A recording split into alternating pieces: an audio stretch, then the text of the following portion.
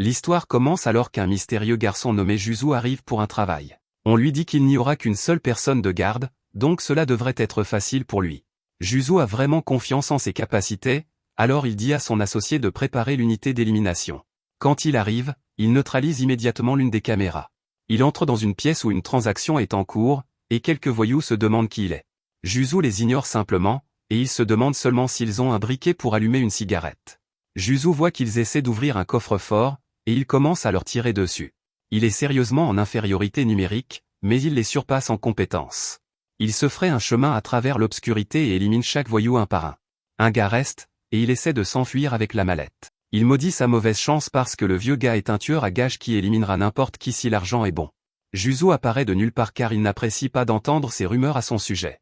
Il n'élimine pas n'importe qui, et il s'est fait une règle de ne mettre fin qu'à la vie de ceux qu'il appelle les irrécupérables. Le voyou supplie pour sa vie, mais il ne fait que gagner du temps. Il essaie de tirer en retour, mais Juzu a déjà disparu. Il se retrouve derrière le voyou, et il le frappe pour l'envoyer dans une autre pièce. Après cela, l'associé de Juzu, nommé Kotatu, dit qu'il a fait un excellent travail. Il y avait 25 voyous, et il les a tous détruits. Juzu est contrarié, cependant, parce que Kotatu avait dit qu'il n'y aurait qu'un seul garde. Kotatu fait remarquer que cela n'avait finalement pas d'importance parce que Juzu est un tueur à gages légendaire. Juzu n'apprécie pas cela et dit à Kotatu de ne plus jamais l'appeler comme ça. Kotatu parvient à ouvrir la mallette pour révéler qu'il y a un nid de guêpes à l'intérieur. Ils vont chercher à manger, et Kotatu est stupéfait par la quantité d'ail que le tueur à gages mange. Le matin, Juzu entre dans son immeuble et terrifie un pauvre enfant. Il ne peut que s'excuser car il n'a jamais été bon avec les enfants. Il avait autrefois une famille, et il se demande si les choses auraient été différentes s'il avait été meilleur avec les enfants. Son travail est tout ce qu'il a, donc il ne pouvait jamais comprendre son propre enfant. Juste à ce moment, Kotatu arrive car il a besoin d'utiliser la salle de bain de Juzu. Nous voyons qu'un insecte rampe sur la veste de Juzu et commence à le suivre. L'insecte le pique, et Juzu est choqué de voir que c'est une guêpe. Il n'en a jamais vu comme celle-ci auparavant, et sa piqûre lui cause une douleur immense. Cela ne fait qu'empirer car Juzu peut à peine respirer. La douleur est atroce, alors il perd connaissance. Quelque temps plus tard, Juzu se réveille et voit qu'une fille nommée Harry le regarde. Il est dans son laboratoire, et elle aimerait qu'il réponde à quelques questions. Elle veut son nom complet et son affiliation. Son nom est Juzu, et il dit qu'il fait partie du syndicat d'assassins appelé Zo. Quant à Harry, elle est la chef de la division scientifique, et c'est aussi son ex-femme. La mémoire de Juzu semble bonne, et ses signes vitaux sont bons. La seule chose qui est étrange, c'est son apparence, et cela semble avoir été causé par la guêpe. Elle venait du nid qui était dans la mallette, mais il y a plus à l'histoire. L'entreprise avec laquelle la cible de Juzu traitait fait des recherches sur la manipulation génétique des organismes vivants. Ce n'était pas une guêpe ordinaire, et ils ne savent pas comment elle a pu changer Juzu. Juzu ne sait toujours pas de quoi elle parle, alors il est stupéfait quand il voit qu'il est maintenant une personne différente. Il est devenu un enfant, et il espère désespérément pouvoir redevenir lui-même. Malheureusement, Harry n'a aucune idée de si c'est possible. Harry est connu pour être un génie, mais elle dit que ce n'est pas quelque chose qu'ils peuvent analyser facilement. Juzu a une crise de panique totale lorsqu'il remarque que sa voix est vraiment aiguë. Sa peau est vraiment lisse, et il est beaucoup plus petit maintenant. Harry explique qu'il n'y a pas grand-chose à faire à part le surveiller. Pour empirer les choses, cela signifie aussi que Juzu devra faire une pause dans son travail. Il dit que ce ne sera pas possible car il a un prêt hypothécaire, des paiements de voiture et une pension alimentaire à payer. Juste à ce moment, Juzu reçoit un appel de son patron. Son patron ne peut pas croire que cette voix aiguë appartient à Juzu, alors Juzu doit le lui confirmer. Juzu sait que les choses sont bizarres maintenant, mais il assure à son patron qu'il peut encore faire son travail. Le patron est en fait heureux d'entendre cela car il a un travail parfait pour lui. Juzu est impatient de retourner au travail, mais il est choqué quand son patron dit qu'il veut qu'il aille au collège. Il explique qu'il pense inscrire sa fille dans une certaine école privée de niveau intermédiaire l'année prochaine. C'est pourquoi il veut que Juzu s'infiltre dans l'école et l'enquête de l'intérieur. Juzu est furieux car il a l'impression de s'être fait avoir. Son patron a fait semblant que c'était un vrai travail, mais il veut juste qu'il enquête sur une école pour sa fille. Harry pense que c'est une bonne idée parce que Juzu a abandonné ses études avant d'atteindre le collège. Le patron rappelle à Juzu qu'il sera payé pour ce travail comme d'habitude, et cela déclenche quelque chose chez notre héros. Peu de temps après, Kotatu est impressionné alors que Juzu se prépare pour l'école. Juzu se demande pourquoi il doit porter des lunettes, alors Kotatu explique ce qu'elles sont. Les lunettes ont un écouteur, et elles ont aussi une caméra intégrée. Kotatu rappelle à Juzu qu'il est toujours un vieil homme ringard à l'intérieur, donc il va le soutenir. Pendant que Juzu se prépare, il pense à quel point c'est un désastre absolu. Il est vraiment mauvais avec les enfants, et maintenant il doit aller au collège. Juzu ne peut pas refuser un travail payant, alors il va à l'école. Le premier jour de cours, le professeur de Juzu demande à tout le monde de se présenter. Un enfant dit qu'il veut rejoindre l'équipe de basket et faire de son mieux, quelques filles jasent, et elles disent que ce garçon est plutôt cool. C'est au tour de Juzu, donc il se présente maladroitement. Pendant que les élèves le regardent fixement, Juzu dit qu'il est heureux de les rencontrer tous. Les choses deviennent encore plus gênantes alors qu'il reste là et dit simplement que c'est tout. Il obtient immédiatement une réputation d'être morose, et Kotaku le gronde pour sa présentation terrible. Se fondre dans la classe fait partie du travail de Juzu, alors Kotaku lui dit de faire mieux. Juzu retourne devant la classe et pense à ses loisirs. Rien ne lui vient à l'esprit, alors il décide d'opter plutôt pour une compétence particulière. Juzu ne sait toujours pas quoi dire, et il se demande si le tir de précision compterait comme une bonne réponse. Cela surprend toute la classe, et il se demande s'il est une sorte d'edgelord. Kotaku dit que c'était une réponse terrible, alors Juzu dit qu'il parlait des répliques d'Airsoft. Il aime l'Airsoft et jouer à des jeux de survie. C'est une meilleure réponse, mais certains élèves pensent toujours qu'il est vraiment morose. Un moment plus tard, la journée d'école est enfin terminée. Juzu dit que si le premier jour était comme ça, il n'a pas hâte de ce qui l'attend. Des filles le bousculent, et elle s'excuse en l'appelant « garçon otaku ». Kotaku dit qu'il peut les éliminer s'il veut, mais Juzu dit que ça va. Quand il rentre chez lui, Kotaku révèle qu'il a préparé le dîner pour Juzu. Juzu se demande pourquoi il cuisine dans sa maison, mais il oublie vite quand il réalise à quel point la nourriture est bonne. Kotaku explique que s'il ne préparait rien, Juzu mangerait probablement juste beaucoup d'ail. Un collégien qui pue l'ail va être ostracisé en un rien de temps. La présentation de Juzu était déjà assez mauvaise, donc il ne peut pas continuer à faire des erreurs. Il doit garder son identité cachée, et il doit s'assurer de ne causer aucun problème qui pourrait le faire expulser. L'essentiel est que s'il ne peut pas aller à l'école, alors il ne sera pas payé. Le lendemain, Juzu retourne en classe, mais il ne peut penser qu'à comment étaient les choses quand il était enfant. Il a été recueilli par l'organisation, et on l'a immédiatement mis à l'entraînement. Puis il a été jeté directement sur le terrain pour qu'il puisse commencer à travailler. Il a maintenant 39 ans, et il a tout vécu. Il a été marié et a même une fille. À ce stade de sa vie, étudier ne lui semble pas si grave. Juste à ce moment, quelque chose se déclenche en Juzu alors qu'il découvre ce qu'est vraiment étudier. Il est incroyablement inspiré pour une raison quelconque, et il commence à prendre des notes. Juzu est rempli d'admiration alors qu'il commence à apprendre toutes sortes de nouvelles choses sur les mathématiques. Il n'a jamais pensé au nombre de cette façon, et il ne peut pas croire qu'il y a tout un monde de nombres négatifs. Juzu se perd complètement et prend des notes comme un fou. Le cours finit par se terminer, et Juzu se retrouve en larmes. Il n'a jamais pu vivre ça quand il était plus jeune, et ce n'est que maintenant qu'il réalise qu'étudier est amusant. Mathématiques, sciences, études sociales, et même les arts du langage, Juzu aime tout cela. Apprendre des choses qu'il ne connaissait jamais auparavant et les comprendre à un niveau plus profond. Juzu ne peut pas comprendre ce nouveau sentiment, et il se demande si c'est le contre-coup du fait de n'avoir jamais réfléchi avant. Il évitait d'utiliser son cerveau pour pouvoir baisser la tête et faire son travail. Chaque petite chose qu'on lui enseigne maintenant le frappe plus fort qu'un verre de whisky après un travail bien fait. Cette nuit-là, Kotaku est horrifié, et il se demande si quelque chose ne va pas quand il trouve Juzu dans sa chambre. Juzu est en train d'étudier, mais il dit que c'est un vrai problème. Les cours du collège sont tellement amusants pour lui que c'est accablant. Kotaku ne peut pas comprendre quel est le problème, alors Juzu doit expliquer. Il a fini sa révision et ses devoirs en un rien de temps, mais il ne s'est pas arrêté là. Il a continué et a commencé à faire le travail préparatoire de demain. Kotaku aide de la seule façon qu'il connaît, en cuisinant un autre repas extravagant. Le lendemain, nous voyons qu'il y a un étrange individu qui traîne devant l'école. Quand les cours se terminent, Juzu ne peut que se demander ce qu'il va faire. Apprendre a de nouveau été un plaisir pour lui, et il a particulièrement aimé les études sociales. Juzu a pu relier ce qu'il apprenait à sa propre expérience de vie, et cela l'a rendu bien meilleur. Tout n'est pas bon, cependant, car Juzu n'est toujours pas bon avec les enfants. Juste à ce moment, Kotaku fait remarquer qu'il y a une agitation à proximité, un type avec un masque de panda donne un coup de pied au visage d'un garde, et quelques filles rient de lui. Elles trouvent ça hilarant, mais elles sont terrifiées quand le type se précipite sur elles. Ce type est vraiment un étrange individu, et Juzu se demande ce qui ne va pas chez lui. Kotaku fait remarquer que ce sont les filles qui ont eu une attitude envers Juzu avant, donc Juzu ne leur doit aucune aide. Juzu reconnaît qu'elles sont méchantes, mais elles ont aussi le même âge que sa fille. Juzu est aussi à l'âge où il n'est pas assez mesquin pour ne pas aider quelqu'un juste parce qu'il a été méchant avec lui. Kotaku est terrifié en réalisant que Juzu s'apprête à faire quelque chose. Il rappelle désespérément à Juzu qu'il ne peut pas compromettre sa couverture. Juzu lui dit de ne pas s'inquiéter, et il utilise ses compétences incroyables. Il crée une petite distraction en faisant tomber quelque chose des mains d'un élève. Quand l'enfant est distrait, Juzu prend sa boîte de craie et la lance sur le dangereux individu. Il se déplace ensuite à une vitesse incroyable pour tirer 3 coups. Il frappe la boîte et crée un immense écran de fumée.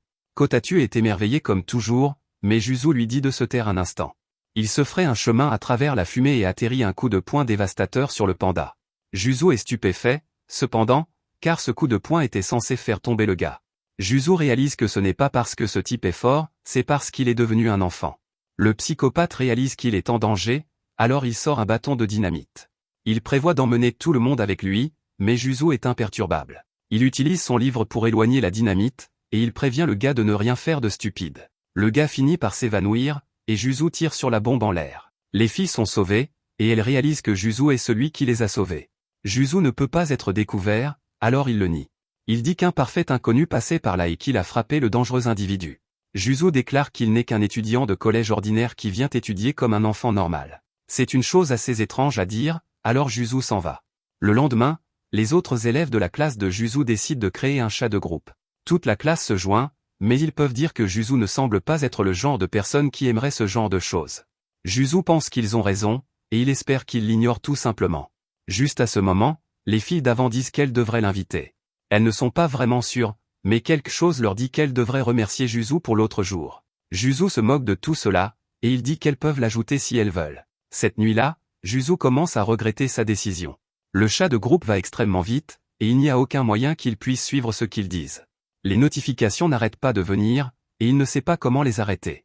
Juzo implore grâce, et il détermine que le collège est brutal. Plus tard, Juzo pense à quel point il se sent bien mieux qu'après avoir terminé un de ses anciens travaux. Les choses ne sont pas si mal, alors il va continuer encore un moment. Un peu plus tard, Harry l'appelle au sujet de la guêpe. Cette chose n'existe pas dans la nature, et elle a été créée artificiellement. L'entreprise qu'il a créée s'appelle Matsuka Pharmaceuticals, et elle a grandi rapidement au cours des 10 dernières années. Elle est devenue la deuxième plus grande entreprise de tout le pays. Pour rendre les choses encore plus compliquées, la fille du président de l'entreprise est dans la classe de Juzo. Elle s'appelle Norin, et Harry a une suggestion, si Juzo peut entrer en contact avec elle, il pourrait peut-être obtenir des informations utiles. Le lendemain, Kotatsu dit qu'il n'arrive pas à croire que Juzo ait attrapé le virus des études. La seule explication qui lui semble logique, c'est que Juzo apprend tant de choses pour pouvoir appliquer au travail ce qu'il fait sur le terrain. Juzo répond que ce n'est pas le cas, et qu'il étudie simplement parce que c'est amusant. Takara et Baba lui disent bonjour, mais son sourire est plutôt gêné. Comme elles sont maintenant amicales avec lui, elles lui disent qu'il devrait participer plus souvent à la conversation de groupe. Quand il entre en classe, il se souvient que sa mission exige qu'il se lie d'amitié avec Norin. Norin est très populaire, et elle montre son incroyable athlétisme lors d'une course. Tous les garçons l'adulent, mais elle est clairement agacée par eux. Un retour en arrière montre que Juzo s'était opposé à la suggestion d'Harry. Norin n'est que la fille du président de l'entreprise, donc elle ne sait probablement pas grand-chose de leur situation. Harry a été d'accord avec son analyse, mais Norin est leur seul contact pour l'instant. À la fin du cours, Kotatsu dit que Juzo est un solitaire car il ne parle jamais à personne. Juzo fait remarquer qu'il y a un écart de 20 ans entre lui et les autres, donc ce serait plus étrange s'il s'intégrait parfaitement. Juzo aime étudier, mais ce n'est pas la place pour un vieux comme lui. Il dit qu'il vaudrait mieux revenir à la normale et sortir d'ici le plus vite possible. Pour ce faire, il devra parler à Norin pour voir si elle sait quelque chose. Il lui demande si elle a une minute pour parler, mais elle le traite immédiatement de détraqué. Elle n'a aucune envie de lui parler, alors elle lui dit de disparaître. Juzo est pris au dépourvu et il s'enfuit aussi vite qu'il le peut. Hors de la classe, Juzo s'effondre à cause de cette interaction. La pire chose qu'un vieux puisse entendre, c'est qu'il est un détraqué. Et la façon dont elle l'a dit a rendu les choses 10 fois pires. Juzo est complètement honteux et il s'évanouit. Les autres filles expliquent que Norin déteste vraiment les garçons. Elle est bonne à la fois dans les études et le sport, et ses parents sont très riches. Elle est grande et ressemble à un mannequin, donc les garçons l'invitent toujours à sortir. Norin n'en a absolument rien à faire, alors elle les rejette brutalement sans aucune considération. Même les filles ne traînent pas avec elle parce qu'elle est très difficile d'approche. Kotatsu se demande ce que Juzo va faire, alors Juzo répond qu'il est dans une impasse. Aucun garçon ne pourra jamais obtenir d'informations d'elle, donc il est prêt à abandonner. Juste à ce moment-là, le ventre de Juzo gargouille parce qu'il a faim. Il entre dans son restaurant de ramen local, et il est choqué de découvrir que Norin est celle qui l'accueille. Norin est également horrifié, alors tous deux s'ignorent poliment. Elle finit par lui donner de l'eau et lui demande ce qu'il commande. Juzo commande des ramen avec un œuf, et Norin transmet la commande au chef. Pendant qu'il attend, Juzo se demande ce qui se passe.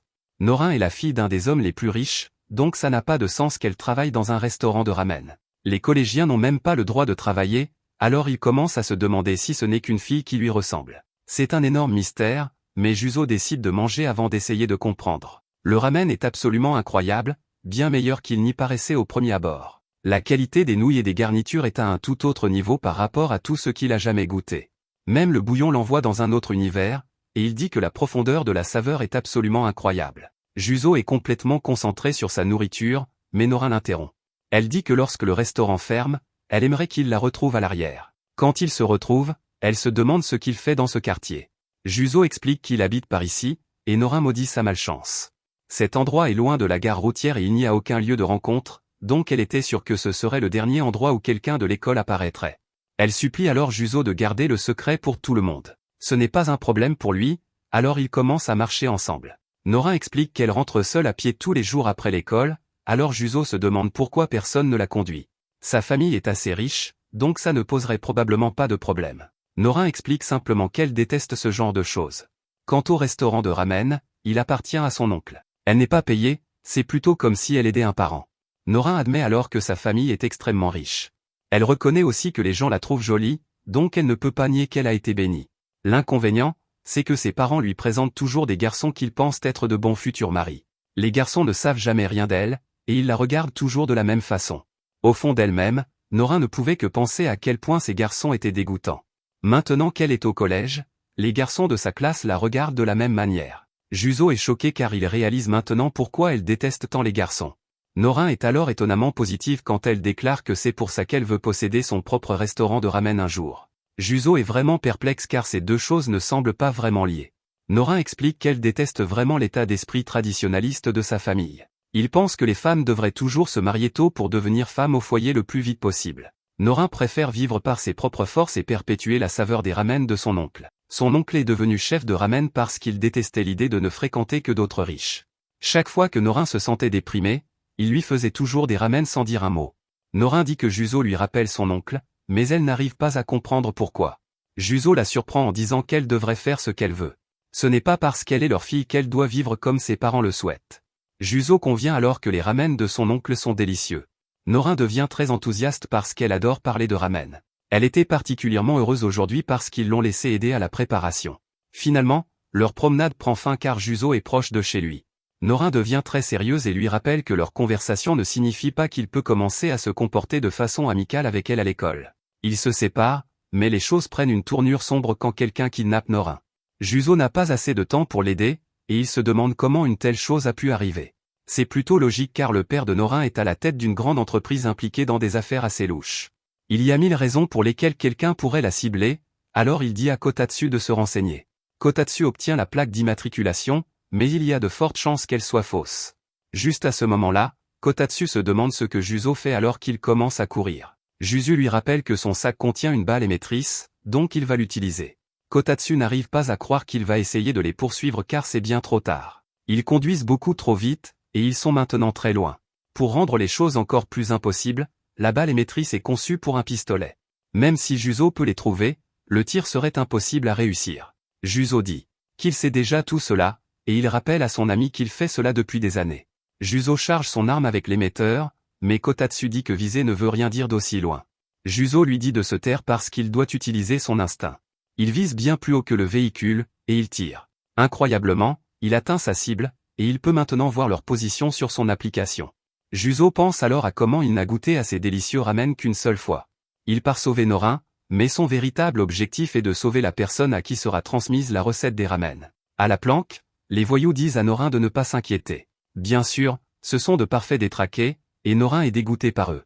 Leur chef doit donner une leçon à l'un d'eux et lui rappeler de faire correctement son travail. Il s'excuse auprès de Nora pour le comportement de ce type et dit qu'il mettra fin à ses jours plus tard. En échange, il n'a qu'une seule question. Il veut que Nora lui parle du médicament top secret que l'entreprise de son père développe. Il est sûr qu'elle sait, mais Nora le nie. Malheureusement pour elle, leur client lui a dit que Nora sait. Nora dit qu'elle ne sait pas parce qu'elle n'entend jamais parler du travail de son père. Ces types sont vraiment méchants, et ils sont déterminés à découvrir la vérité. Le chef révèle qu'il sait qu'elle travaille à la boutique de son oncle. Il dit qu'il y est allé la veille, et que la nourriture était détestable. Il n'appellerait même pas ça de la nourriture, et il dit qu'un endroit comme ça devrait être rayé de la carte. Il menace de le réduire en pièces, et Nora est horrifiée. Elle s'écrie et dit que son oncle n'a rien à voir avec ça. Le type s'en moque et dit simplement que si elle lui dit le secret, alors il se calmera peut-être. Norin ne sait vraiment pas, et elle essaie de réfléchir à ce que pourrait être le secret. Les choses sont sur le point de très mal tourner, mais le type finit par prendre une balle dans la tête. C'est Juzo, et il est furieux que le type ait insulté ses délicieux ramen. Juzo ne peut pas laisser Norin voir qui il est, alors il lui met un sac sur la tête. Les voyous se demandent qui est ce gamin, mais Juzo explique qu'il est bien plus âgé qu'eux. Avant de les réduire en charpie, il leur donne 2 conseils en tant qu'aînés. Premièrement, il dit qu'ils ne devraient pas dire que la nourriture que quelqu'un a préparée pour eux est infecte. Les types l'interrompent avant qu'ils ne puissent finir, alors Juzo les élimine tous. Kotatsu est stupéfait de voir que Juzo a utilisé des munitions non létales. Juzo lui dit simplement qu'il ne met fin à aucune vie pendant qu'il n'est pas en service. Juste à ce moment-là, ils entendent qu'il y a encore beaucoup de criminels dans le bâtiment. Sortir d'ici avec Norin sera impossible, alors Kotatsu se demande ce que Juzo va faire. Juzo déclare qu'ils vont faire un tour, et il place Norin sur une plateforme. Il l'utilise pour surprendre un type et l'assomme. Il rencontre d'autres voyous à l'extérieur de la pièce, mais Juzo se cache derrière la plateforme et les élimine. Norin a la nausée alors qu'il la pousse, mais il n'y a pas de temps pour s'arrêter. Juzo utilise la plateforme pour bloquer d'autres tirs, et il continue à dégager un chemin. Ce bâtiment est assez grand, donc il lui faut du temps pour s'échapper. Quand ils sortent enfin, le type de tout à l'heure réapparaît dans un camion. Il a abandonné l'idée de faire son travail, et il veut maintenant les écraser. Juzo lui tire dessus, mais il découvre que le véhicule est blindé. Kotatsu est horrifié parce que la situation ne fait qu'empirer. Si Juzo était seul, il s'en sortirait peut-être, mais maintenant il doit protéger Norin.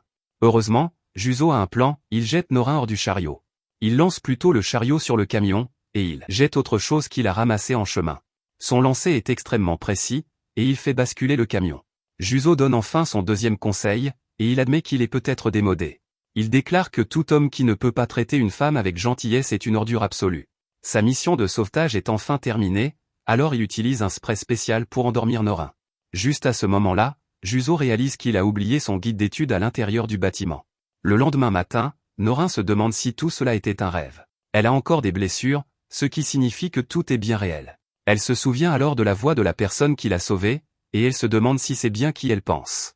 Elle confronte Juzo et lui demande si c'est lui qui l'a sauvée. Juzo fait comme s'il ne savait pas de quoi elle parle, et il se demande si elle fait référence à la conversation qu'ils ont eue. Il change rapidement de sujet et dit qu'il a une demande. Il aimerait passer de temps en temps pour ses ramen, donc il aimerait qu'elle lui offre son prochain bol. Norin accepte, mais elle dit qu'il ne peut pas ajouter de garniture. Un peu plus tard, Juzo a du mal à rester attentif en cours de maths. Quand il rentre chez lui, il appelle Eri et lui dit qu'il y a quelque chose en classe qu'il ne comprend pas. Il a repris tout ce qu'ils ont vu jusqu'à présent, mais cela n'a pas aidé. Juzo demande à Eri si elle est bonne en maths, et elle admet qu'elle est nulle. Il veut qu'elle lui enseigne, mais elle n'a pas de temps pour ça. Elle jongle déjà entre le travail et les tâches ménagères, et en plus, elle essaie de trouver un moyen de le remettre dans son état normal. Juzo ne peut pas contester cela, mais il a quand même besoin d'aide, alors Eri lui dit de simplement demander à son professeur. Juzo dit que le professeur est plus jeune que lui, donc c'est gênant de demander. Eri lui raccroche au nez, et Juzo se rend à la bibliothèque pour trouver la solution par lui-même. Il est vraiment stressé car s'il ne comprend pas cette leçon, il ne pourra pas suivre tout ce qui vient après. Juste à ce moment, un camarade de classe l'approche. Il s'appelle Ryo, et il reconnaît Juzo de la classe. Ryo jette un œil à ce qui pose problème à Juzo et identifie le vrai problème immédiatement. Il explique que Juzo n'a probablement jamais maîtrisé l'arithmétique et les formules à l'école primaire, alors maintenant tout se mélange et le perturbe. Juzo réfléchit et réalise que c'est tout à fait vrai car il passait tout son temps à faire l'idiot à l'époque au lieu de prêter attention. Ryo dit qu'il vient souvent à la bibliothèque pour étudier, alors il propose d'étudier avec Juzo. Juzo accepte, et tous deux se mettent au travail. Un peu plus tard, Juzo obtient un sans faute à son quiz de maths, et il est absolument ravi. Il annonce la bonne nouvelle à Ryo en lui attribuant tout le mérite, mais Ryo fait remarquer que c'est parce que Juzo a travaillé dur pour apprendre les bases. Juzo veut immédiatement offrir un verre à Ryo pour le remercier, et il commence à l'appeler professeur. Dans un restaurant, Ryo bouscule quelqu'un, et le type se fâche vraiment. Il traite Ryo de petit voyou en lui disant de faire plus attention, et Ryo s'excuse. Après s'être assis, Juzo souligne quelque chose qu'il a remarqué quand Ryo lui enseignait chaque jour. Il a vu que Ryo étudiait toujours autant, sinon plus, lui-même. On dirait que Ryo a une sorte d'objectif qu'il vise, ce qui est vraiment impressionnant. Ryo dit à Juzo qu'il a un secret, et il ne veut pas qu'il le révèle à la classe. Juzo accepte, alors Ryo révèle qu'il rêve de devenir médecin un jour. Il explique que sa mère est tombée malade et est décédée quand il était jeune, et que les jours où son père n'était pas là, sa grand-mère prenait soin de lui. Récemment, la santé de sa grand-mère s'est beaucoup détériorée. C'est pourquoi il a décidé qu'il voulait aider les gens comme sa mère et sa grand-mère à vivre plus longtemps. Juzo est vraiment touché par cela, et il pense à comment il a toujours dit qu'il n'aimait pas les enfants. Il réalise maintenant que la raison est peut-être qu'il ne les a jamais vraiment traités comme des individus. À tout le moins, Ryo est bien plus admirable que Juzo ne pourra jamais le prétendre. Juste alors, ils sont interrompus par le type impoli qui a écouté toute leur conversation. Il traite le rêve de Ryo de devenir médecin de gaspillage d'argent et le traite essentiellement d'idiot d'essayer. Juzo se demande s'il devrait frapper ce type au visage, mais Ryo lui dit de ne pas le faire. Le type se tourne ensuite vers Juzo et dit que buter sur ses devoirs en première année de collège, c'est juste stupide. Il ajoute que faire des efforts quand on n'est pas fait pour ça, c'est juste montrer à quel point on est bête. Ryo semble d'abord abattu, mais c'est lui qui finit par tenir tête au type. Il dit qu'ils en ont assez entendu, et il dit au type que ce qu'il dit n'a rien à voir avec la raison pour laquelle il veut devenir médecin. Il dit aussi que même si le type a raison, il y a quelque chose de profondément malsain chez une personne qui traite les autres d'idiots simplement parce qu'ils ne sont pas d'accord avec lui. Ryo précise qu'il ne veut pas qu'une personne comme celle-là se moque du travail acharné de son ami. Le type essaie de répondre, mais tous les autres clients du restaurant se mettent à le honte. Ils lui disent de s'occuper de ses affaires, et ils le critiquent pour s'en prendre à des enfants. Le type s'en va, complètement humilié, et Juzo dit qu'il a un tout nouveau niveau de respect pour Ryo. Ryo explique qu'il a simplement perdu son calme, mais Juzo trouve que c'était génial. Le type impoli essaie de se venger en les renversant avec son vélo, mais Juzo le voit venir à des kilomètres. Il utilise son rapporteur pour faire tomber le type de son vélo, et lui dit d'aller se calmer. Juzo s'assure qu'il a toujours son précieux ordinateur portable, et le type tombe dans la rivière. Cette nuit-là, Juzo fait un rêve sur la difficulté qu'il avait à parler à sa propre fille. Quand il se réveille, Kotatsu fait remarquer que son appartement est un vrai taudis. Juzo dit qu'il n'a pas appelé la femme de ménage depuis un moment, alors Kotatsu lui dit qu'il devrait nettoyer lui-même. Juzo refuse, et dit que les hommes ne font pas ce genre de choses. Kotatsu n'est pas amusé, et dit à Juzo qu'il a sérieusement besoin de mettre ses valeurs à jour. Un peu plus tard, on apprend que les clubs démarrent à l'école, et tout le monde essaie de décider lequel rejoindre. Juzo dit qu'il devrait probablement éviter les clubs sportifs car ils se feraient trop remarquer. Des gars perdent leur balle de baseball, et Juzo choque tout le monde quand il la leur renvoie très fort. Ryo dit qu'il pense rejoindre le kendo car il en a déjà fait un peu, et il veut l'équilibrer avec ses études. Il demande à Juzo quel club il va rejoindre, et Juzo dit qu'il va probablement éviter les clubs sportifs car ils se feraient trop remarquer. Il considère certains clubs culturels, et il remarque qu'il y a un club d'économie familiale. Juzo suppose qu'il n'y a probablement que des filles, et une voix dit que ce n'est pas une bonne chose à dire. Il s'avère que c'est la grande sœur de Ryo, et elle est aussi la présidente du club d'économie familiale dont Juzo parlait. Elle dit à Juzo que son frère lui a parlé de lui, et elle n'est pas impressionnée par sa façon de penser démodée. Elle dit que l'on soit un homme ou une femme, si on est vivant, on mange, donc cela signifie qu'on doit cuisiner. Aussi, si on fait des déchets, on doit les nettoyer. Elle le dit simplement, tout le monde devrait apprendre à s'essuyer les fesses. Juzo est choqué de l'entendre parler ainsi, mais il comprend immédiatement ce qu'elle veut dire. Elle dit à Juzo qu'ils ont une séance d'essai du club aujourd'hui, et qu'il devrait passer. Juzo hésite, mais elle lui dit que s'il ne se présente pas, elle ne laissera plus Ryo l'aider. Juzo n'en croit pas ses oreilles que quelqu'un menace l'assassin légendaire à propos d'une activité de club, mais il n'a pas le choix. À l'essai, il prépare des boulettes de riz et de la soupe miso, et Juzo est surpris de voir qu'il y a pas mal de garçons ici. La présidente du club lance alors un défi à Juzo. Si cette séance s'avère ennuyeuse, elle s'occupera de tous ses besoins quotidiens pour les 6 prochains mois, mais s'il s'amuse, il devra rejoindre le club. La séance d'essai commence, et Juzo se met au travail pour préparer la nourriture. Il travaille très dur, et il est même impressionné par la qualité du résultat. Quand c'est fini, la présidente du club lui demande ce qu'il en pense. Juzo essaie de faire le cool et dit que c'était juste correct. Il essaie ensuite d'appeler cela un match nul car ce n'était pas ennuyeux, mais cela ne l'a pas non plus assez ému pour vouloir rejoindre le club. La présidente dit que le concours n'est pas encore terminé car il doit encore profiter de ses restes. Alors que Juzo rentre chez lui, Kotatsu dit qu'il l'a entendu apprécier la nourriture. Juzo admet que c'était bon, mais ce n'était vraiment pas suffisant pour lui donner envie d'adhérer. Juzo envoie une partie de la nourriture à Eri, et elle l'appelle. Eri dit que Kozu et elle l'ont déjà mangé, et elle passe le téléphone à leur fille. Juzo est pris au dépourvu, et Kozu le remercie pour la nourriture. Un flashback révèle ce que la présidente lui a dit à propos des restes. Elle lui a dit de faire manger la nourriture qu'il a préparée à quelqu'un d'important pour lui. Cuisiner pour soi-même est une chose, mais cuisiner pour quelqu'un d'autre est 100 fois plus amusant. De retour au présent, Kozu dit à Juzo que la nourriture était vraiment délicieuse. Après l'appel, Juzo soupire en réalisant qu'il a peut-être perdu un pari. Dès le lendemain, Juzo s'inscrit au club d'économie familiale. Dans le couloir, Il voit Norin, qui s'est également inscrite au même club. Ils sont tous les deux perplexes car aucun n'est du genre à rejoindre l'économie familiale. Juzo explique que sa situation est compliquée, mais il est plus intéressé par la raison pour laquelle elle rejoint.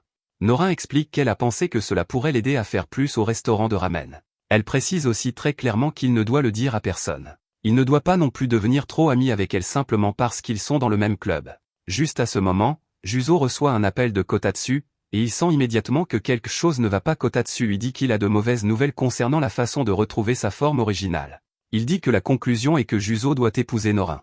Juzo n'en croit pas ses oreilles, et demande à Kotatsu de s'expliquer. Kotatsu révèle que Mitsuoka Pharmaceuticals vient de publier une annonce majeure disant que celui ou celle qui épousera Norin héritera de toute l'entreprise. Juzo ne comprend pas pourquoi cette annonce a été faite car elle ne ferait que provoquer des réactions négatives. Kotatsu pense savoir pourquoi, et il rappelle à Juzo ce que le ravisseur a dit. Le ravisseur croyait que Norin avait une sorte de secret lié au médicament top secret de son père. Cela semble être considéré comme une information très crédible en coulisses. Pour faire simple, la force brute ne fonctionnera pas contre Mitsuoka Pharmaceuticals. La seule façon de découvrir le secret de la guêpe est d'hériter de l'entreprise. Cela signifie que la nouvelle mission de Juzo est de devenir le fiancé de Norin. Juzo rejette immédiatement l'idée et rappelle à Kotatsu qu'il est un homme divorcé qui approche de la quarantaine. Rien de tout cela ne lui semble juste, et il n'est pas sur le point de devenir le fiancé d'une collégienne. Plus tard, Juzo va manger des ramen au restaurant de ramen de Norin. Il dit que chaque fois qu'il mange ici, il peut oublier tous ses problèmes. Il se dit qu'il n'y a aucune chance qu'un vieux type comme lui puisse réussir à devenir le fiancé de Norin. Il est peut-être de retour à la case départ pour retrouver son corps, mais quoi qu'il arrive, advienne que pourra.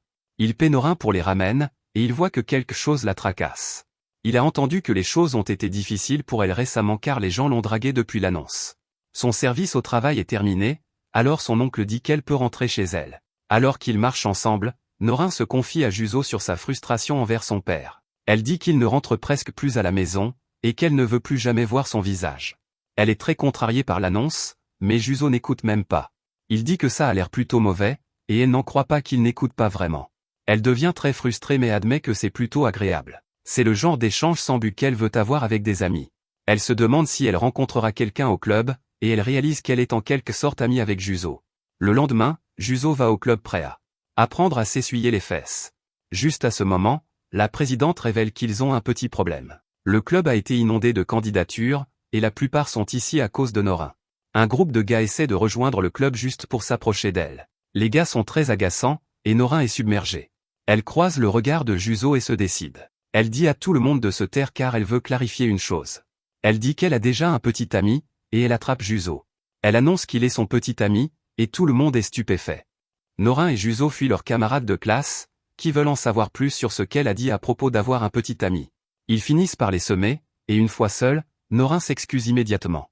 L'activité du club qu'elle attendait avec impatience a été complètement gâchée, et avant même qu'elle ne s'en rende compte, tout son stress accumulé a explosé. Juzo déteste la situation, mais Kotatsu fait remarquer que, techniquement, cela signifie que sa mission est accomplie. Juzo n'est pas un pervers, cependant, et il dit qu'il n'envisagerait même pas d'épouser une fille du même âge que sa fille. Norin fait alors une requête, et elle admet qu'elle sait que c'est égoïste. Elle demande à Juzo de jouer le rôle de son petit ami, et il n'en croit pas ses oreilles. Norin explique que si les gens pensent qu'elle a un petit ami, cela devrait aider à éviter que ce genre de situation ne se reproduise. Elle continue de supplier Juzo, alors il finit par accepter. Il précise très clairement, cependant, que c'est strictement pour de faux. Quelques jours plus tard, on voit que Juzo subit déjà les conséquences de leur arrangement. Un groupe de garçons le frappe, et il lui donne deux choix, soit il fait leurs courses tous les jours, soit il laisse tomber Norin. Juzo essaie de s'échapper, et il réfléchit à la situation. Il pourrait battre ces types facilement, mais il ne veut pas être suspendu. Il leur échappe en sautant d'une corniche, et les brutes sont choqués parce qu'ils sont au 3e étage. Il atterrit parfaitement sur un tapis, et il s'excuse d'interrompre un cours de gym. Quand Juzo retourne en classe, il ne peut s'empêcher de remarquer que tout le monde est en train de raconter des ragots. Tout le monde sait qu'il sort avec Norin maintenant, et les garçons s'en prennent à lui à cause de cela. Juzo n'a accepté de le faire que parce que ce devait être pour de faux, et il se demande si cela va durer tout le temps. Takata et Baba lui disent qu'ils ont tout vu, et ils sont impressionnés qu'il s'en soit sorti. Juzo est agacé qu'ils aient simplement regardé au lieu d'aider, mais il pensait qu'il gérerait la situation, et c'est ce qu'il a fait. Baba l'avertit, cependant, que les choses pourraient devenir bien pires. Leur école est une méga école assez célèbre, et il y a des gars haut de gamme partout. Parmi les rangs supérieurs, il y a un groupe particulièrement effrayant appelé les unicornes. Ils ont le look, la personnalité, et chacun d'eux possède un talent de premier ordre. Ils sont les meilleurs parmi les meilleurs, et ils ont une quantité folle de charisme en plus de leurs compétences. La rumeur dit qu'ils sont tous après Norin. Il y a des chances qu'ils s'en prennent à Juzo tôt ou tard, alors Baba lui souhaite bonne chance. Ce soir-là, Kotatsu suggère qu'il serait peut-être bon d'abandonner complètement cette histoire de faux petit ami. Il fait remarquer que Juzo n'a aucune intention d'épouser Norin, donc il n'y a aucune raison de continuer. Kotatsu dit ensuite qu'il a une autre nouvelle ennuyeuse. La pègre est après le secret des recherches de Mitsuoka Pharmaceuticals sur les guêpes et leurs médicaments anti-âge également. Les criminels ont réalisé que les menaces et la force brute ne fonctionneraient pas. On parle maintenant que d'autres organisations pourraient envoyer des agents d'élite de niveau collège pour infiltrer. Leur objectif serait aussi de devenir le futur mari de Norin. Cela signifie que Norin va être ciblé par des gars de haut niveau des deux côtés de la société. Cela inclut les unicornes et Dieu sait combien d'agents assassins. Il y aura une concurrence mortelle autour d'elle, alors Kotatsu se demande si Juzo se lance aussi dans la course. Les choses ne font qu'empirer, et Juzo est très frustré. Le lendemain, Norin s'approche de Juzo et lui dit qu'elle a réfléchi à leur situation. Elle dit qu'il n'a plus besoin de jouer le rôle de son petit ami parce que cela semble lui causer énormément de problèmes. Elle s'excuse et dit que c'est quelque chose qu'elle devrait gérer elle-même. Sa première solution est d'arrêter de venir au club d'économie familiale. Elle lui dit qu'il devrait quand même passer pour les ramen, et qu'elle pourrait se confier à lui de temps en temps. Avant que Juzo ne puisse répondre, un garçon apparaît et l'interrompt. Il dit à Juzo d'arrêter de fuir et dit que personne n'accepte qu'un loser comme lui soit le petit ami de Norin. Norin dit que Juzo n'est plus son petit ami, et il dit au garçon d'arrêter de l'embêter. Le garçon lui demande immédiatement de sortir avec lui à la place, mais Norin n'est pas intéressé. Il essaie de dire qu'il est fort et qu'il peut la protéger, mais Norin continue de le rejeter. Ce garçon est très insistant, cependant, et il ne laisse pas Norin dire non, alors Juzo en a assez vu. Il déclare qu'ils sont toujours ensemble, et il dit au garçon de ne pas toucher à sa fille. Tout le monde est choqué, et Juzo ordonne au garçon de disparaître. Kotatsu se demande ce qu'il fait, et Juzo admet qu'il continue simplement le jeu. Quand Kotatsu lui demande pourquoi, Juzo dit qu'il n'y a pas de raison précise. S'il devait en choisir une, ce serait le fait que ces types sont bien trop insistants, et les vieux comme lui n'aiment pas ça. Peu importe qui c'est, si ce sont des ennuis, alors il s'en débarrassera. Le garçon est furieux, et il révèle qu'il s'entraîne avec des hommes adultes à la salle de sport. Il avertit Juzo qu'il devrait réfléchir attentivement avant de parler. Le garçon essaie de donner un coup de poing, mais Juzo l'arrête facilement. Il terrifie le garçon et lui dit qu'il devrait peut-être passer un peu plus de temps à s'entraîner. Norin remercie Juzo après, et Juzo lui dit qu'il continuera à jouer le petit ami un peu plus longtemps. Sa vraie raison est qu'il ne veut pas manger de bons ramen et ensuite l'écouter se plaindre de ce qui s'est passé. Norin le remercie, mais elle fait remarquer que la phrase qu'il a utilisée à propos de ne pas toucher à sa fille était vraiment nulle. Ça ne sonnait pas juste parce qu'aucun collégien ne parle comme ça. Au loin, on voit que quelqu'un a observé toute la scène. Il a regardé Juzo attentivement, et il n'a pas pu s'empêcher de remarquer ses compétences exceptionnelles. Il dit qu'avec ses mouvements, Juzo pourrait être dans le même métier que lui. Il détermine que Juzo pourrait être plus coriace que prévu en tant que rival amoureux dans cette mission. Un regard dans le passé montre à quel point ce gars est fort. Il a rencontré quelqu'un et l'a facilement détruit. Il a été approché par son employeur, qui a dit que ses compétences étaient très bonnes pour quelqu'un de son âge. L'homme appartenait à une organisation, et il était heureux de voir quelqu'un avec un talent rare. Sa prochaine mission était d'infiltrer le collège de Norin et de devenir son fiancé. Le gars l'a appelé « bébé au visage de bébé » et lui a souhaité bonne chance. De retour à l'école, Norin se demande si Juzo est secrètement très fort. Juzo nie nerveusement et dit qu'il n'a jamais eu de combat de toute sa vie. Norin fait remarquer que le gars qui l'a effrayé l'autre jour avait l'air plutôt costaud, et Juzo dit que c'était juste un coup de chance. Norin est toujours très méfiante envers lui, et Juzo fait de son mieux pour paraître normal. Kotatsu rit et dit que son patron est interrogé par une collégienne. Norin passe à autre chose parce qu'ils ne sont pas vraiment ensemble, et il peut garder autant de secrets qu'il veut. Elle change ensuite de sujet et dit à Juzo que son père lui a envoyé quelque chose au hasard. C'est un stylo-plume, et ce qui n'a pas de sens, c'est qu'il lui a dit de le donner à son petit ami, et il connaissait même le nom de Juzo. Juzo se demande pourquoi il ferait ça, mais Norin n'en a aucune idée. Dans le couloir, un élève transféré arrive, et toutes les filles racontent à quel point il est cool. Il est très grand, et toutes les filles deviennent immédiatement folles de lui.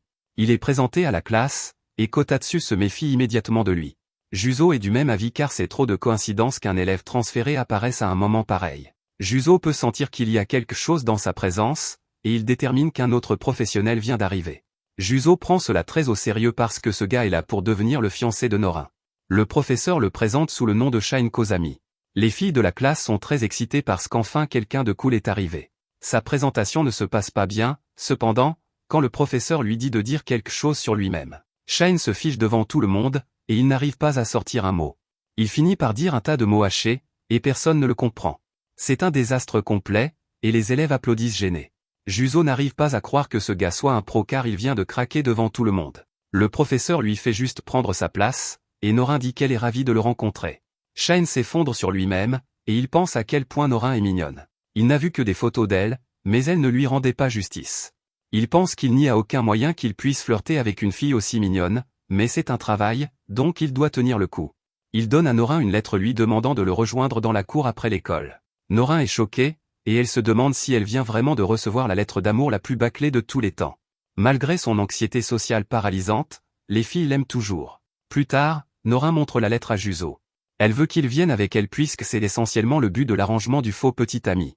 Il s'avère que Shine est juste là. Il explique qu'il savait qu'elle avait un petit ami, mais que sa présence ici complique les choses. Norin est choqué parce qu'il sonne complètement différent de ce qu'il était en classe. Norin se demande ce qui a changé, et elle est choquée de voir que Shine a une tétine dans la bouche. Shine explique qu'il a une peur panique du trac, mais qu'il se calme chaque fois qu'il agit comme un bébé. Juzo pense que la pègre est pleine d'originaux, mais que ce gars est vraiment quelque chose. Shine veut discuter de ce qu'il a écrit dans la lettre, mais Norin lui rappelle qu'elle a un petit ami. Shine dit qu'il ne peut pas se retenir parce que ça a été le coup de foudre. Il veut qu'elle lui donne une chance, et il plonge son regard dans les yeux de Norin. Elle ne peut s'empêcher de remarquer qu'il n'est pas si mauvais. La façon dont il la regarde lui fait manquer un battement de cœur, et il y a quelque chose d'hypnotique chez lui. Bien sûr, c'est bizarre qu'il ait une tétine, et Norin pense à comment elle devrait le rejeter. Elle décide de lui donner un coup de poing dans la figure. Norin révèle qu'elle peut voir qu'il ne l'aime même pas vraiment. Ce qui la met le plus en colère, c'est qu'elle a l'impression qu'il est forcé de faire ça. Elle dit que si quelqu'un lui dit ce qu'il ressent vraiment, elle lui donnera une vraie réponse. Cependant, si quelqu'un vient à elle avec une déclaration d'amour qui est une blague, elle prend soin de le frapper. Shine est soufflé par sa franchise et sa force, et il déclare qu'il n'est pas vraiment amoureux. Shine imagine qu'elle soit sa petite amie, et il pense que cela le rendrait très heureux. Il s'excuse rapidement et admet qu'elle avait complètement raison sur tout. Il lui répète qu'il l'aime vraiment cette fois. Il tourne ensuite son attention vers Juzo et lance un coup de pied de nulle part. Juzo l'esquive, et il est choqué de voir que Shine s'est retrouvé derrière lui. Shine pense à comment il sait que Juzo est dans le même métier. Son plan initial était de faire une impression et de prendre son temps. Cependant, après avoir rencontré Juzo, tout a changé. Au lieu de cela, il défie Juzo en duel avec sa position de fiancé de Norin en jeu. Il révèle que le stylo plume envoyé par le père de Norin est en fait la preuve de qui est le fiancé officiel. De plus, une fois qu'un duel est lancé, il doit être accepté. Shine dit que ces directives ont été officiellement annoncées, alors Norin vérifie son téléphone. Kotatsu confirme que si Juzo perd, le rôle change automatiquement de main. Juzo dit que cela devient de plus en plus ennuyeux parce que ce gars pensait qu'il pouvait juste voler Norin. Juzo déclare qu'il se moque des duels ou de quoi que ce soit d'autre. Il refuse simplement de livrer Norin, donc il accepte le défi. Norin lit l'annonce qui dit « Celui qui tient le stylo plume à la fin sera son fiancé ». En classe, les autres filles n'arrivent pas à y croire, et elles rient de la terrible situation dans laquelle se trouve Juzo. Norin est horrifiée, et elle se sent sur le point d'être malade. Elle déteste que les gens fassent un spectacle en se battant pour elle. Elle révèle que Juzo ne faisait cela que parce qu'elle lui avait demandé de jouer le rôle de son faux petit ami. Elle n'avait jamais prévu de sortir avec qui que ce soit en premier lieu, et maintenant toute cette histoire est un gâchis. Juzo dit qu'il n'est plus possible de reculer, mais qu'il ne perdra pas, quel que soit le type de match. Après l'école, une énorme foule se rassemble pour regarder le duel. Les spectateurs n'arrivent pas à croire que cela se passe vraiment, et Shine explique les règles. Le match durera 1 heure, et l'objectif de Shine est de faire en sorte que Juzo mette une tétine dans sa bouche.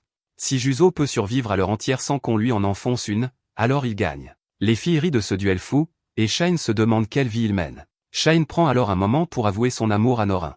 Il dit qu'il veut utiliser ses genoux comme oreiller après avoir gagné, mais Norin est juste agacé. Shine explique qu'ils utiliseront un sablier, et qu'une heure exacte se sera écoulée lorsque le dernier grain tombera. Le duel commence, et Shine déchaîne une pluie de coups de poing.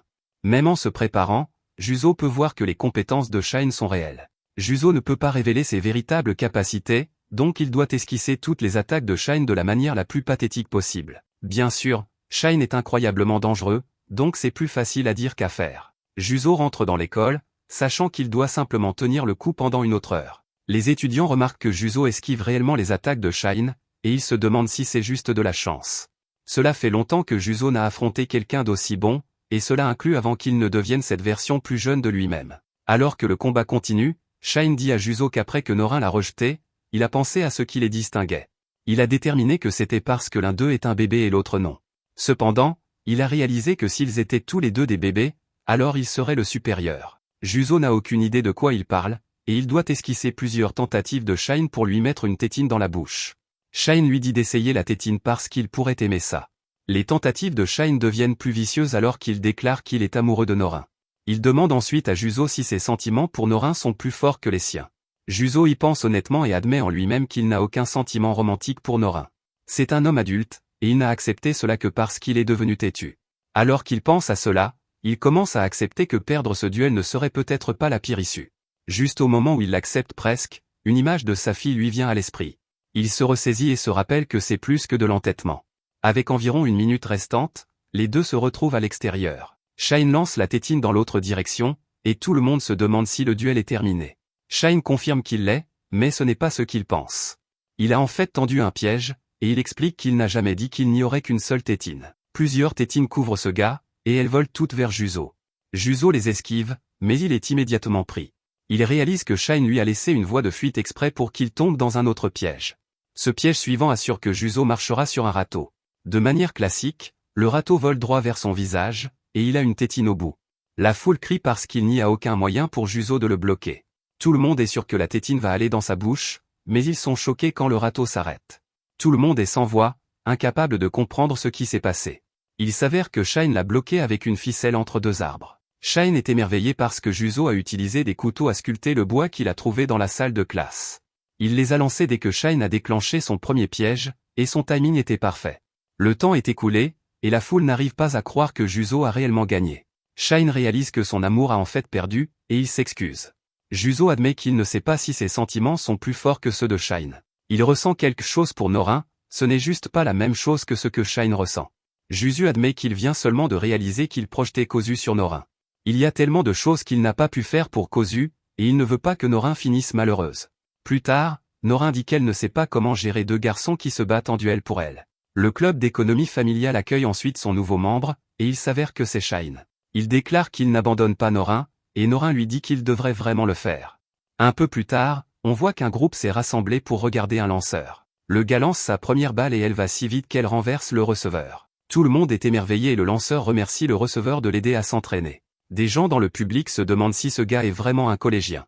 Il lance la balle extrêmement fort et même un joueur universitaire ne peut pas attraper son lancer parfaitement. Tout le monde est incrédule et dit qu'il ne semble même pas humain. Le voir en personne leur fait comprendre pourquoi on l'appelle la licorne. Plus tard, un professeur annonce que les examens de mi-session auront lieu la semaine prochaine, ce qui signifie que toutes les activités des clubs sont suspendues jusque-là. C'est le premier examen des élèves depuis leur entrée au collège, ils sont donc très nerveux. Ryo a demandé à Juzo ce qu'il pensait de l'examen, mais il est choqué par ce qu'il voit. Juzo a l'air si intense que ses camarades pensent qu'il est en colère. Juzo dit que ce n'est pas seulement de la colère, c'est sa façon d'aborder les examens. Il dit qu'il veut tuer l'examen et tous ressentent sa soif de sang. Les autres n'arrivent pas à croire qu'ils le prennent si au sérieux et disent qu'il ressemble à un assassin.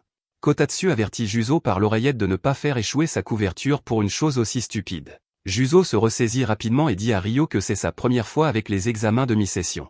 Il ne sait pas quoi faire, alors il demande conseil à son professeur, Ryo. Ryo lui dit que puisqu'il étudie déjà à l'avance et révise au fur et à mesure, il devrait continuer à faire ce qu'il fait normalement. Juzo remercie son professeur pour ses paroles de sagesse et les autres se demandent d'où vient cette énergie. Le lendemain matin, Norin arrive à l'école rayonnante. Elle explique que pendant la semaine des examens, tout le monde est trop concentré sur ses études pour se promener et lui déclarer son amour. Elle a si bien dormi, sans aucun stress, qu'elle souhaite que la semaine des examens dure éternellement. Juste à ce moment-là, il croise Juzo et il a l'air absolument terrible. Son visage est complètement ravagé et desséché, et il a d'énormes poches sous les yeux. Même sa voix semble terrible et les filles se demandent s'il dort ne serait-ce qu'un peu. Ils ne peuvent s'empêcher de remarquer un contraste frappant entre Juzo et Norin. Ryo lui dit que ses yeux ont vraiment mauvaise mine et qu'il devrait dormir un peu. Juzo dit que logiquement, il le sait déjà, mais qu'il ne peut pas s'empêcher d'étudier. Il compare cela au fait que les boxeurs savent qu'ils doivent se reposer avant un combat, mais qu'ils finissent quand même par trop s'entraîner. Ryo s'inquiète pour lui et dit qu'il en fait trop. Shin propose à Juzo sa tétine et dit que cela l'aide à se détendre, mais Juzo refuse immédiatement. Plus tard, même Kotatsu lui dit qu'il en fait trop, mais Juzo lui dit de la fermer et de s'occuper de ses affaires. Kotatsu dit qu'il a des projets plus tard, alors Juzo devra trouver son dîner ailleurs. Il lui dit d'aller dans un endroit appelé chez Mama et dit que cela lui changera les idées. Norin est également renvoyé tôt du restaurant de ramen car les affaires sont lentes en semaine. Dehors, Norin aperçoit Juzo. Elle se cache rapidement et se demande où il va. Norin le suit et est choqué de le voir s'enfoncer de plus en plus profondément dans un quartier très louche. Il se retrouve devant un bar appelé Bar Jabami et une femme pleine d'entrain nommée Geko l'accueille. Norin est effrayé et se demande quel genre d'endroit c'est. Mama est au bar et dit qu'elle a beau voir Juzo, elle le trouve trop adorable. Mama explique qu'elle a dit à tout le monde que Juzo était son neveu, ainsi personne ne soupçonnerait qu'elle avait un enfant secret. Mama repense à la première fois qu'elle a vu Juzo sous cette forme. Elle l'a accueilli dans le bar et Kotatsu lui a dit que c'était Juzo. Juzo sait qu'il peut lui faire confiance parce que quand les choses tournent mal, elle est toujours là. Juste à ce moment, Harry arrive au bar et Juzo est surpris de la voir. Il s'avère qu'elle est une habituée ici et Juzo réalise que Kotatsu a fait exprès. Harry remarque ses poches sous les yeux, mais Juzo se demande si c'est bien pour elle de boire. Il s'inquiète pour leur fille, mais Harry dit que ce n'est pas un problème. Elle lui rappelle que leur fille a la tête sur les épaules. Elle réalise que ses poches sous les yeux sont probablement dues aux nuits blanches passées à étudier. Elle donne alors un conseil à Juzo. Elle lui dit qu'à l'époque où il était encore sur le terrain, la mission primait tout et qu'on ne lui permettait jamais d'échouer. Cependant, elle souligne qu'étudier n'est pas comme ça. Maintenant qu'il est collégien, ce n'est pas grave de faire des erreurs parfois. Il devrait profiter de l'occasion et faire toutes les erreurs qu'il n'a jamais pu faire avant. Elle souligne également que depuis qu'il a commencé le collège, il a l'air bien plus vivant. Dehors, Mama dit à Juzo d'arrêter de rêvasser et de raccompagner Harry à la gare. Norin a attendu dehors tout ce temps et elle est horrifiée. Juzo est entré dans un bar et en est ressorti avec une femme plus âgée. Elle ne sait pas quoi penser de cela et se demande qui est vraiment Juzo. Les examens de mi-session arrivent peu après et Juzo n'y croit pas. Il fait quelques erreurs d'inattention et termine à peu près dans la moyenne. Il accepte les résultats tout en se disant qu'il en tirera des leçons et fera mieux aux examens finaux. Un coup d'œil dans la classe révèle que certains élèves ont fait bien pire que les autres. Pendant ce temps, Norin repense à tout ce qu'elle a observé à propos de Juzo. Elle devient de plus en plus convaincue que Juzo n'est pas une personne normale. Pour elle, Juzo ressemble plus à l'oncle ou au père de quelqu'un, d'une tranche d'âge complètement différente. Elle devient très suspicieuse et se demande s'il est vraiment un collégien. Pendant le club d'économie domestique, la présidente du club apprend à tout le monde à coudre un bouton. D'abord, on passe le fil en laissant du mou. Ensuite, on enroule le fil, et enfin, on fait une boucle avant de faire un nœud. Elle fait ça très simplement et dit qu'une fois qu'on s'y est habitué, ça ne prend même pas 10 minutes. Elle dit que faire cela soi-même vous rendra plus attaché à vos vêtements. Juzo compare cela au moment où les gens travaillent sur des voitures ou des motos. Plus on travaille dessus soi-même, plus on s'y attache. La présidente du club dit ensuite à tout le monde d'essayer par eux-mêmes. Shin est immédiatement surpris quand il réalise à quoi servent vraiment les aiguilles. Il a toujours pensé qu'elles étaient destinées à être enduites de poison pour poignarder les gens. Juzo échoue lamentablement lors de sa première tentative de couture d'un bouton et Norin se moque de lui. Malheureusement pour elle, son premier essai est tout aussi mauvais. Cela lui a rappelé à quel point elle est nulle en couture. Ils vont demander de l'aide aux membres plus âgés du club et commencent à s'entraîner. Après le club, Juzo et Norin croisent un sampé nommé Keto qui arrose des tournesols qu'il a plantés. Ensuite, Juzo se demande si quelque chose s'est passé. Norin demande pourquoi et il dit qu'elle semble de bonne humeur. Norin explique que rien ne s'est passé, elle aime simplement son club d'économie domestique. Elle dit que chaque membre a son propre petit monde qu'il aime véritablement. Keto a ses plantes. Shir est vraiment passionné de cuisine. Yamoko aime faire des pâtisseries. Et les autres filles sont douées en travaux manuels. Ils font tous différentes choses ensemble en club et personne ne traîne juste pour bavarder. Tout le monde est très facile à parler et elle est contente d'avoir rejoint. Plus tard, on leur dit que la prochaine activité du club est de faire des boulettes de riz pour l'équipe de baseball. Ils en ont besoin de beaucoup, alors la présidente dit à tout le monde de faire de son mieux. Un autre élève explique que l'équipe de leur école n'est pas la seule à utiliser leur terrain d'entraînement. Il y a une équipe de ligue senior qui le loue aussi. La livraison d'aujourd'hui est en fait pour eux, et il y a une licorne dans l'équipe. Les licornes sont le groupe d'élèves d'élite et la fille a peur que la licorne ne s'en prenne à Norin. La présidente lui rappelle que ce n'est qu'une rumeur et qu'il est possible qu'il ne se passe rien. Cependant, elle dit à Juzo et Norin que s'ils ne sont pas à l'aise, ils n'ont pas besoin d'être présents pour la livraison. Juzo comprend ce que ressent Norin, alors il dit que cela dépend d'elle. Elle décide d'y aller quand même, et quand ils arrivent sur le terrain, l'équipe est très reconnaissante pour la nourriture. Toute l'équipe se prépare à manger et ils appellent la licorne. Son nom est Ando et les autres soulignent à quel point il est grand. Il est vraiment grand et tout le monde se demande s'il est vraiment un collégien. Juzo devient méfiant car il peut voir qu'il y a quelque chose chez lui rien qu'en le regardant. Tando les remercie pour les boulettes de riz et commence à les engloutir. Il dit qu'elles sont vraiment bonnes et qu'elles lui donnent un coup de boost énergétique. Il remarque que Juzo et Norin sont là et révèle qu'il espérait leur parler. Il fait remarquer qu'ils ont attiré beaucoup d'attention dernièrement et Norin pense à sa taille imposante. Pendant ce temps, Juzo est prêt à entendre si les rumeurs sont vraies sur Tando qui veut séduire Norin. Il ne s'attend pas à ce qu'il le dise immédiatement, alors il est surpris quand Tando le fait. Tando défie Juzo en duel car il deviendra le petit ami de Norin s'il gagne. Norin est horrifiée et elle arrête cela immédiatement. Elle lui dit qu'ils ne se connaissent même pas et que cela n'arrivera pas. Même ses coéquipiers disent que ça n'en vaut pas la peine, mais Tando leur dit qu'il gère la situation. Il précise qu'il ne veut pas vraiment sortir avec Norin. Sa véritable raison est qu'il veut écraser Juzo parce qu'il le gêne. Il fait ensuite un discours sur la façon dont il croit que le sport est la chose la plus inspirante au monde. Les gens sont toujours inspirés par les joueurs et c'est pourquoi tout le monde doit le regarder. Son objectif est de devenir le premier véritable sportif triple menace de l'histoire de l'humanité. Il précise qu'il ne veut pas seulement être un joueur de baseball triple menace, il veut être un sportif triple menace. Kotatsu le recherche immédiatement et explique ce qui se passe. Tando est là du baseball en ligue senior, l'attaquant de pointe au football, et une superstar au basketball au collège. Il domine les 3 sports et accumule les titres nationaux. Kotatsu est stupéfait car c'est vraiment une licorne, l'homme au don physique ultime. Tando veut éventuellement devenir le meilleur joueur de la MLB, de la NBA et de la Premier League à la fois. Tout le monde est choqué d'entendre cela et se demande si c'est même possible. Juzo détermine que Tando est essentiellement un fou de sport qui aime les projecteurs et qui ne supporte pas que quelqu'un d'autre attire plus l'attention que lui. Cependant, Tando lui dit qu'il a tout faux car Juzo n'est rien pour lui. Tando traite Juzo de figurant de plus du club d'économie domestique. Il dit qu'il ne s'intéresse même pas aux gens de quelques petits clubs de théâtre dont l'existence n'a pas d'importance. Il dit que Juzo est juste agaçant et même ses coéquipiers se demandent pourquoi il est si impoli. Juzo dit que ce n'est pas grave et qu'il accepte le duel. Norin se demande pourquoi il accepte parce que Tando n'a même pas l'air de s'en soucier autant. Juzo est d'accord avec elle, mais il fait remarquer que c'est lui qui est contrarié maintenant. Tando ne s'est pas contenté de l'insulter, il a aussi dédaigné les dames de leur club. Il dit à Tando de faire tout ce qu'il veut avec ses triples menaces, mais de ne jamais mépriser le club d'économie domestique. Tando est juste content qu'il ait accepté le duel et il se demande sur quoi il devrait concourir. Il décide qu'ils concourront dans une forme modifiée de football appelée futsal. Il dit qu'ils feront cela dans une semaine dans le gymnase. Il n'emmènera qu'une seule autre personne, mais Juzo peut en emmener autant qu'il veut. Juzo refuse le handicap, mais Tando insiste et dit que sans cela, ce ne sera même pas un match. Après le départ de Tando, son entraîneur s'excuse auprès du club d'économie domestique en son nom. Keto fait remarquer que les coéquipiers de Tando le traitent comme s'il était spécial, même si c'est un crétin. Un coéquipier explique que normalement, si une personne partage son temps entre 3 sports, elle n'a qu'un temps limité pour chacun. Cependant, Tando surmonte cette limitation par sa pure domination. Le gars dit qu'en tant que coéquipier, Tando est le plus grand héros, mais en tant qu'adversaire, il est le plus fort des méchants. De retour dans la salle d'économie domestique, on voit que la présidente est vraiment furieuse. Elle dit à Juzo d'oublier les détails et d'y aller et de détruire Tando. Juzo est tout aussi en colère et lui dit de s'en occuper. Dans sa rage, il jure de faire regretter à Tando le jour de sa naissance. Le club détermine ensuite qui d'autre devrait jouer à côté de Juzo. Juste à ce moment, les filles remarquent que quelque chose tracasse Norin.